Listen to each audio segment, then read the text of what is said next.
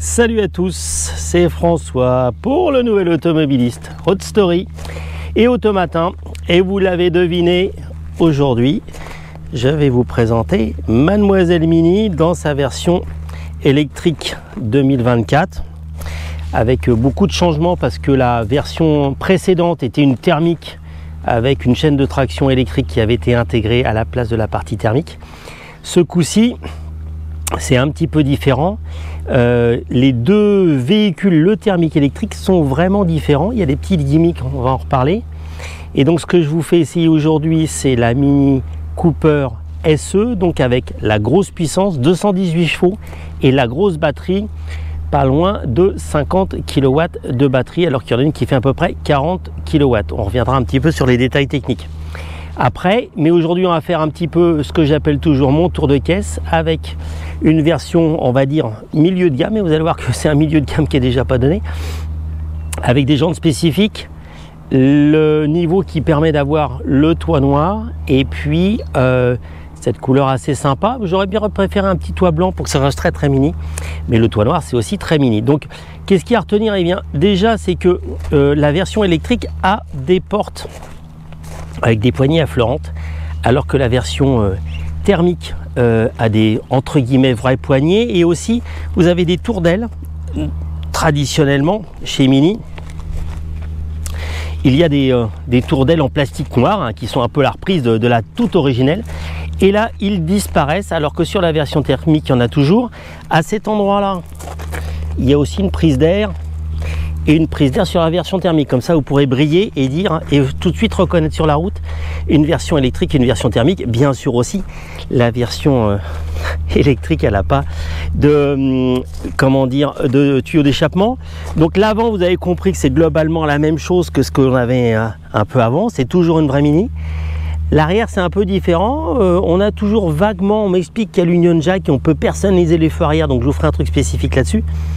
Et puis à l'arrière, c'est quand même la grosse différence, c'est qu'il a beaucoup changé. Alors je sais pas, moi je suis un névropathe de la Mini, donc pour moi la Mini c'est des feux un peu des rectangles et posés aux deux angles, donc ça me déstabilise un peu, ce grand bandeau noir au milieu.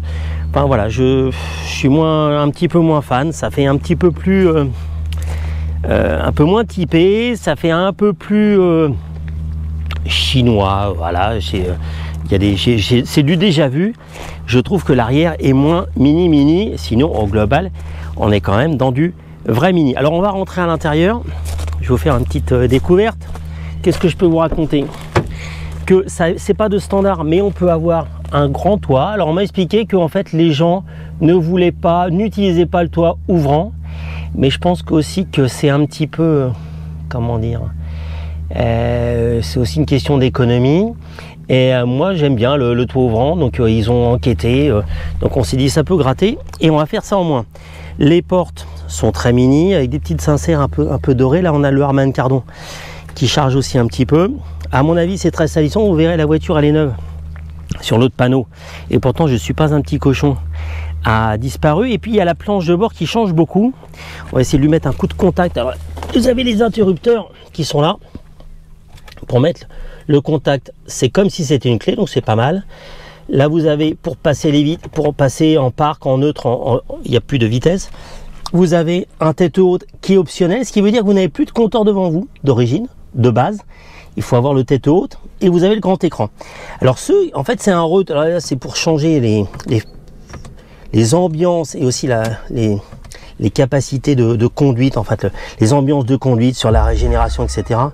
Donc là voilà, vous avez VU Yahoo, et puis vous avez un grand écran. Ça c'est la version go-kart, donc la partie un peu plus dynamique. La suspension ne change pas quand on change d'ambiance de conduite, c'est juste la réponse à l'accélérateur en particulier qui est actualisée.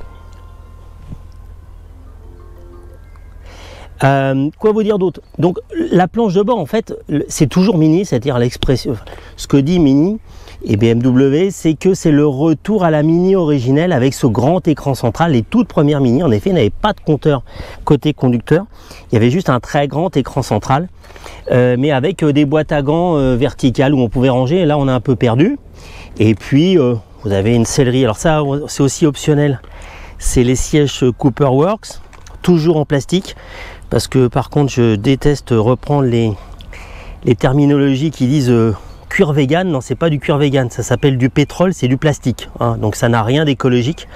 Et aujourd'hui, comme on continue à manger un peu de bœuf, la peau des bœufs, et ben elle sert, et des vaches, elle sert à faire du cuir, donc c'est pas du tout anti-écologique, plutôt que de ne pas savoir quoi en faire quand on a mangé la viande. Donc aujourd'hui je préfère avoir un intérieur cuir que d'avoir un intérieur en plastique qui est fait de pétrole. Mais bon voilà, ça c'est mon avis personnel. Vous avez des petites finitions, c'est assez sympa, c'est assez travaillé sur l'aspect sellerie, j'aime bien, mais c'est optionnel. Alors je vous l'incrusterai, cette auto qui est pour moi, on va dire, je vais vous montrer aussi la banquette arrière. Alors, il faut tirer dessus. Et puis, normalement, la banquette, elle avance électriquement. Mais il ne faut pas être trop pressé pour déposer les gosses à la cantine ou à l'école. Bon, voilà, c'est petit, mais c'est normal. On ne s'attend pas à autre chose d'une Mini. Je vais vous ouvrir le coffre aussi. C'est 200 litres. Il n'y a pas d'évolution, mais là, il n'y a pas de critique. Il y a un peu d'espace sous le plancher. Je ne sais pas si je vais arriver à lever. Hop, hop, hop. Oui, on a un peu de bazar. Mais bon, c'est basique, on revient au normal. Moi, le seul petit point qui me chagrine un petit peu, c'est que pour avoir ce que je vous ai décrit, c'est-à-dire le toit noir, une peinture métal, les jantes,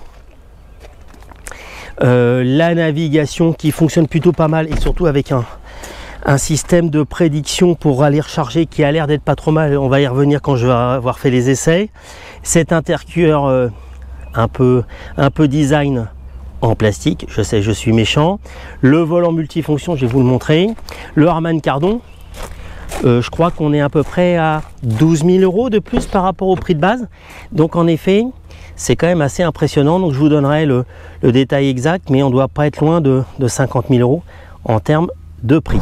Bon, aujourd'hui c'est un petit peu spécial, donc je fais l'essai de la Mini électrique comme vous l'avez pu le voir, et ma grande fille Victoire, Vic, vous allez comprendre aussi le clin d'œil, passe son oral de français ce matin, donc je pense beaucoup à elle, je lui dis merde, et puis je voulais faire une petite dédicace spéciale parce que elle adore ce film, elle adore les Mini, et bien sûr elle s'appelle Victoire un petit peu pour le clin d'œil.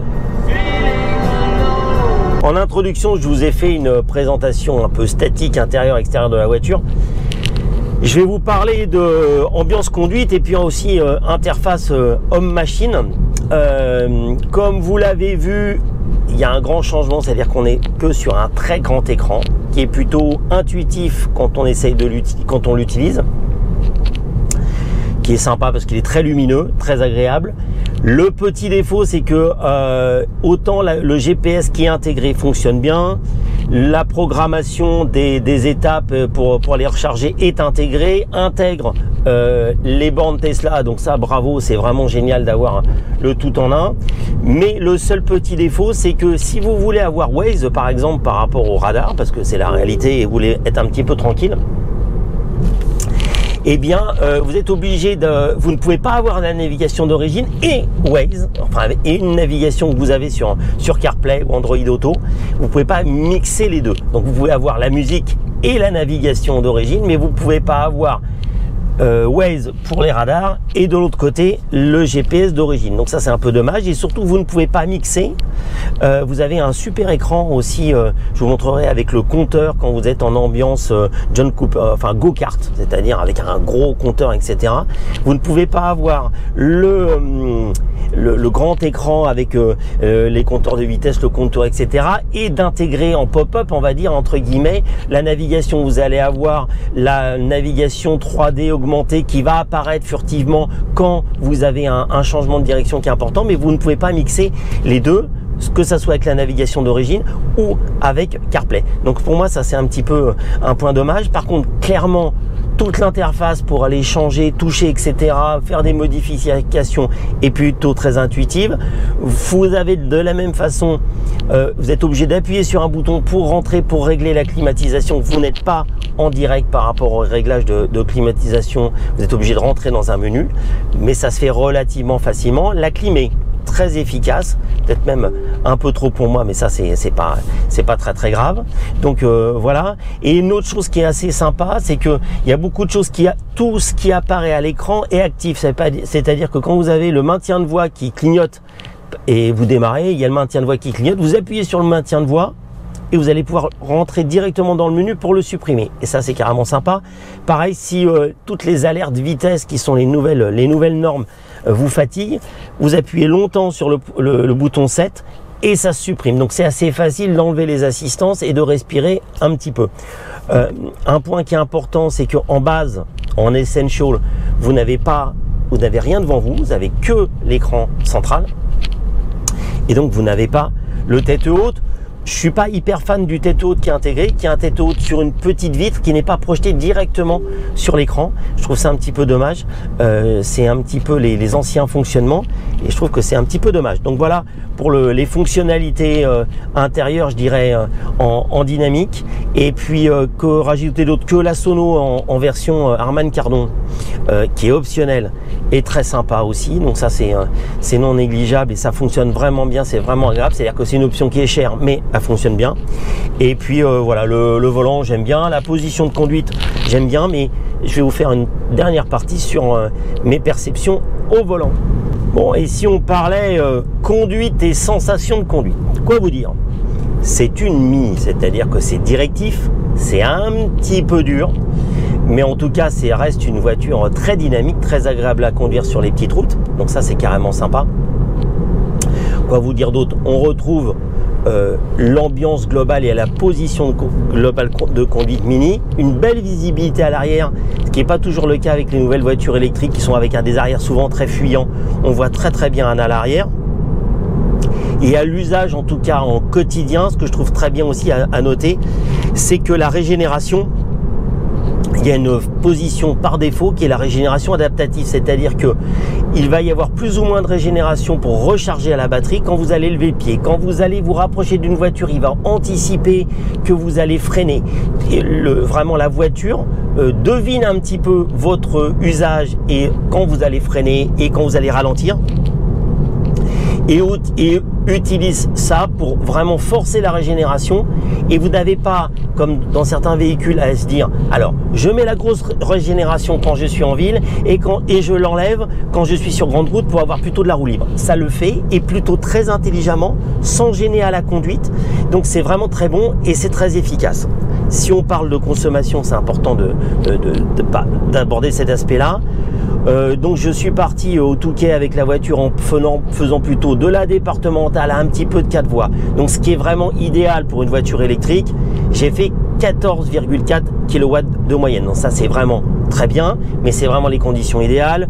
Il y a 25 degrés à l'extérieur, donc tout est pour le mieux dans le meilleur des mondes possible. Donc ce qui m'a permis d'arriver sans avoir normalement à recharger pour faire les 300 km qui étaient nécessaires. Donc on nous annonce 400 km d'autonomie, peut-être même 500 quand tu es en mixte ville par rapport aux 14 kW. Voilà, 14,5 c'est l'idée. À partir du moment où on se met sur autoroute, qu'on commence à rouler plus vite ou si on est dans une conduite bien plus dynamique, on oscille entre 18 et 20 kW, ce qui est aussi assez cohérent. La voiture est assez aérodynamique, la voiture est légèrement plus basse que la version précédente, ce qui est aussi très sympa en termes de look, c'est-à-dire qu'on n'a pas l'impression d'être dans une voiture électrique très haute, très grosse, elle reste très compacte. Je trouve que c'est très sympa, elle a gardé le look Mini, et ce qui n'était pas si évident que ça, et ce qui n'est pas le cas de certaines de ses concurrentes, en particulier je trouve pour la Renault 5 en Alpine qui fait un peu plus pataude, et donc ça je trouve que c'est une vraie valeur ajoutée d'avoir l'impression de ne pas avoir sacrifié le design à la problématique électrique.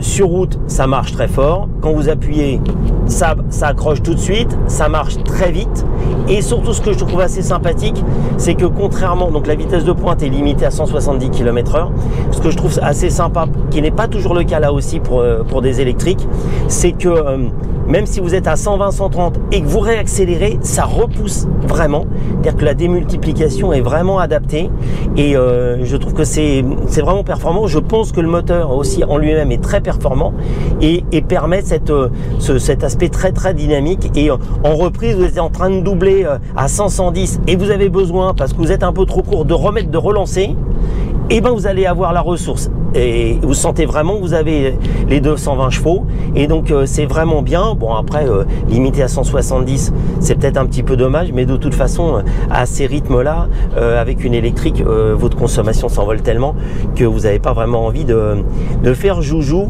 je dirais, malheureusement. Mais en tout cas la voiture est agréable, elle est assez directive sur petite route. Quand vous voulez déboîter, elle emmène un petit peu, elle n'est pas aseptisée, c'est à dire que si vous voulez un véhicule un peu pépère, on va dire, il faut plutôt acheter une ID3, mais globalement ça motorise bien, le châssis est bien tenu, c'est vif, juste ce qu'il faut, mais c'est une vraie Mini Cooper. Ça n'est pas une mini base, voilà, c'est dynamique, c'est sportif. Un autre point qui est assez intéressant, c'est que c'est une traction avant et pour autant le rayon de braquage est extrêmement court et donc ça c'est carrément sympa si vous êtes en ville. Et on se retrouve pour parler un petit peu argent.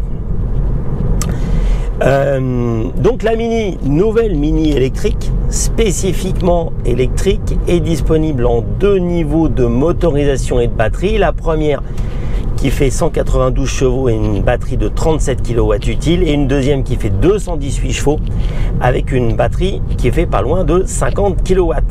Prix d'entrée 34 000 € pour la petite, 38 000 € pour la grosse, et avec 4 niveaux, je dirais, de base d'équipement. Il y en a une qui s'appelle Essential, après on passe sur classique, après c'est Favored, et la quatrième c'est Ambiance John Cooper Works. Donc la base, c'est les tarifs que je vous ai donnés, Essential. Après on passe avec un 1000 € qui vous permet d'avoir des plus grosses roues, de 3 équipements en plus. Le niveau suivant qui est à 2000 € et la John Cooper Works à 3500 € de plus que la base. Au-delà de ces tarifs, Mini insiste beaucoup sur leur proposition de location parce que la voiture a plutôt une bonne valeur résiduelle, donc il paraît sur cet aspect-là et donc les prix sont assez compétitifs. Un exemple, sur une base 3 ans, 30 000 km avec 3500 € d'apport, on est à peu près sur une base à 300 €. Vous rajoutez 50 € pour avoir la plus grosse batterie et encore 50 € pour avoir une Favored, c'est-à-dire le pack de base.